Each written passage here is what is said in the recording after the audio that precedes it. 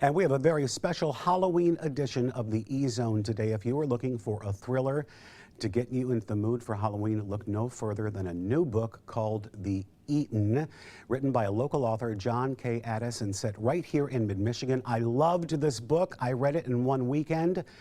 I could barely set it down. And he is joining us now in studio. Thank you so much for being here. Really appreciate it. Oh, thanks for having me. I appreciate it. I gotta ask you. You know, I'm a really picky eater, and I could not put this book down. And the fact that this is your first novel just astonished me. So congratulations on all your success. Thank you. How did you get the idea for this book?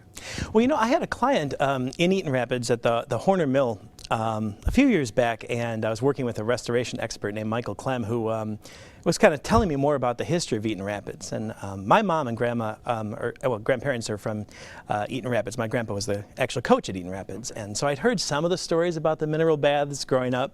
But it wasn't until that client that I started to be more intrigued by some of the possibilities, let's say, of stories that could happen in the turn of the century Saratoga of the West. And that's what I really love about it. Not only is it creepy, is it suspenseful, it's a horror novel, but you also learn so much about Michigan's history. So without giving too much away, describe what the book is about without giving too much away. It's about 420 pages. That'll be the easiest answer.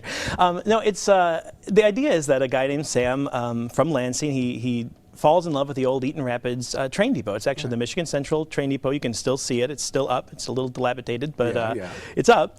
And he wants to turn it into this, you know, little martini bar. And while he's doing the restoration of it, really on the first day that he gets the keys, they uncover this panel in the floor that takes them down to this perfectly preserved 12-story underground Victorian hotel. And then trying to find out what happened to the original guests, it becomes a very important thing for them to do. And I love how you wait until about halfway through the novel.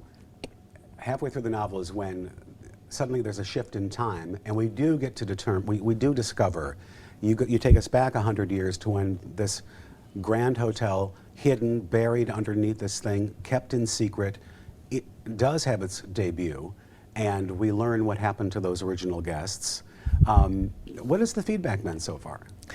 Well, the feedback has been wonderful. You know, it's one of those things that, especially when it's your first novel, you know, you wonder, are people going to like it other than just friends and family who are required to?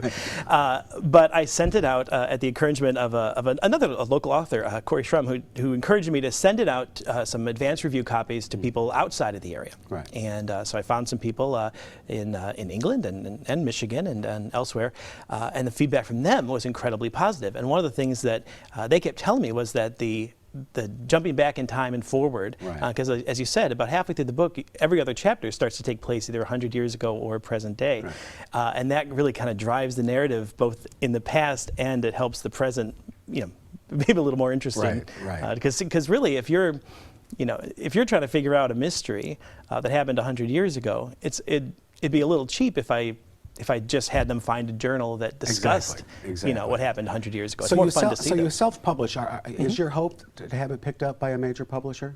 You know, it's really interesting. When I was looking into the publishing options, I found that all the great horror publishers that existed back in the 80s when I fell in love with this genre don't exist anymore. And in fact, a lot of the modern publishers, they'll specifically say, we're accepting, you know, all new submissions except for horror, or except for horror and romance. And that's the kind of thing I realized, you know, maybe, I mean, I'm a marketing professional. I can probably at least get a couple people to buy it if I tell people about it. Well, we're out of time. I got to tell you, I got to tell folks at home, I was riveted to this book. It's wonderful. I gave it 5 stars. I gave you a blurb that you can use on its second printing.